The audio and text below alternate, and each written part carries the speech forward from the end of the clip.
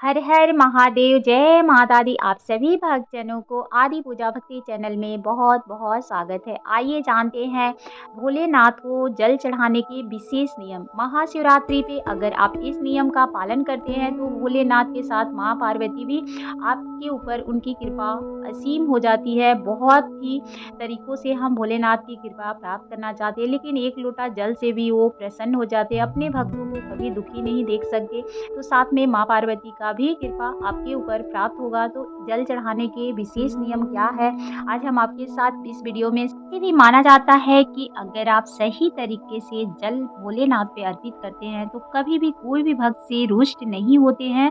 तो इसलिए जब भी आप भोलेनाथ को एक लोटा जल चढ़ाएं तो विधि सही से जान ले, क्योंकि आप बहुत लोग को देखेंगे कि जल लेके जाते हैं, बहुत जल्दबाजी में मंत्र के साथ जल भगवान भोलेनाथ पे अर्पित करते हैं, जिससे भगवान रुष्ट हो जाते हैं, क्योंकि पैरों में भी छींटे पड़ जाते हैं। इससे भोलेनाथ रुष्ट होते हैं। अगर आप सही तरीकों से जल अर्पित करते हैं तो भोलेनाथ अपने भक्त पे कभी भी रुष्ट नहीं होते हैं।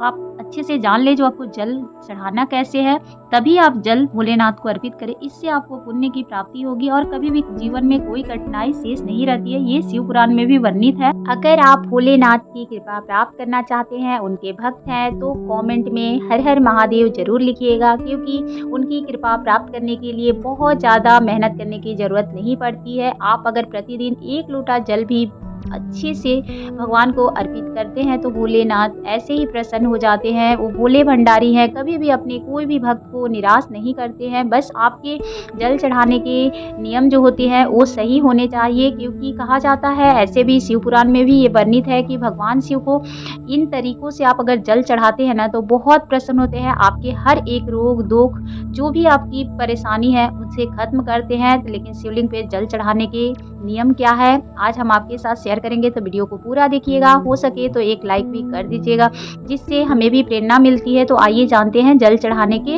विशेष नियम, जिसे हम जानकर आज से ही अपनी गलतियों को सुधार सकते हैं। आपकी मनोकामना अगर पूर्ण होनी है तो आप देखिए शिवलिंग पर जल कैसे चढ़ाएं। सबसे पहले अगर आपकी कोई भी कामना है तो वो बोलकर एक लोटा जल अपने घर से ही लेकर जाना है। याद रखिएगा, कभी भी मंदिर से जल लेकर भोलेनाथ पे अर्पित ना करें, अपने घर से एक लोटा जल लेकर ही जाए। सबसे पहले आपको गणेश जी और कार्तिकेय जी को जल चढ़ाते हुए अशोक सुंदरी पे जल चढ़ानी है। फिर जलधारा में जल चढ़ाते हुए शिवलिंग की कटी भाग में घुमाते हुए उसके बाद आपको शिवलिंग पे जल अर्पित करना है। तो इस प्रकार से अगर आप जल चढ़ाते हैं ना तो आपकी कोई भी समस्या जो है वो धीरे धीरे खत्म हो जाती है, क्योंकि सही विधि तो यही है। दूसरा तरीका है कि आप अगर जल लेकर गए हैं तो सबसे पहले आपको ऊपर से जलाधारी वहां से लेकर शंकर भगवान के शिवलिंग तक जल चढ़ाना है। ऐसा करने से भी सुख समृद्धि, आपको धन संपदा की प्राप्ति होती है और कभी भी जीवन में कोई कष्ट शेष नहीं रहता। तो आप इस तरह से भी जल चढ़ा सकते हैं। आप ऐसे देखिए, तीसरा तरीका भी है कि अशोक सुंदरी वाले स्थान से जल चढ़ाते हुए आपको शुरू करें और शिवलिंग के शीश तक जल चढ़ाए। ऐसा करने से भी आपके कोई भी कार्य क्षेत्र में आपकी सफलता हासिल नहीं हो रही है तो होने लगेगी और आपके परिवार में सुख शांति भी बनी रहेगी। अगर मान लीजिए घर में परेशानी है या फिर बहुत ज़्यादा कष्ट होता है तो धीरे धीरे समाप्त हो जाती है। लेकिन जल आपको जब भी शिवलिंग पे चढ़ाएं तो एकदम धीरे धीरे ही चढ़ानी है, पैरों पे छींटे नहीं आनी चाहिए। इस बात का ध्यान रखिएगा, क्योंकि ऐसे भी जब भी जल चढ़ाते हैं तो बहुत ही धीरे से चढ़ाते हैं। बहुत लोग बहुत जल्दी चढ़ाते हैं, तो याद रखिएगा ऐसा गलती ना करें। नहीं तो एक लोटा जब आप जल लेकर आए तो आपको पहले धीरे धीरे शीश में जल चढ़ाए, जिससे कि बाबा जो भी है भोलेनाथ हमारे वो बहुत प्रसन्न होते हैं। लेकिन जल हमेशा धीरे धीरे ही चढ़ाए, धारा उनका एकदम धीरे धीरे ही रहे, इस बात का ध्यान रखिएगा। और अब जब भी है तो तांबा के लोटा में ही जल लेकर जाए।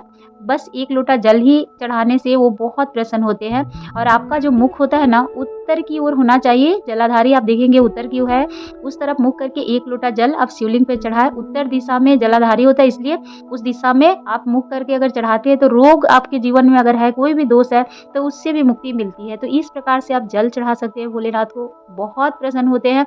जल चढ़ाने का सही विधि यही है। वो नहीं कहते कि आप मेरे पैर मेवा मिश्री या फिर कुछ भी चढ़ाए, आप एक लोटा जल और चंदन भी लगा के घर वापस आ जाते हैं ना, आपके जीवन में कोई भी कठिनाई शेष नहीं रहती। ये मानने के ऊपर है। अगर आपको सही तरीके से जल भगवान पे अर्पित करते हैं तो बहुत प्रसन्न होते हैं। जल्दबाजी में बहुत लोग जल ऐसे चढ़ाते हैं, देखेंगे कि पैरों में छींटे हैं। और उसके बाद लोटा को कभी भी आप जल चढ़ाते हुए उसको कभी पलटना नहीं चाहिए, इतना ध्यान रखिएगा। थोड़ा सा 2-4 बूंद उसमें जल रहे, कोई दिक्कत नहीं है।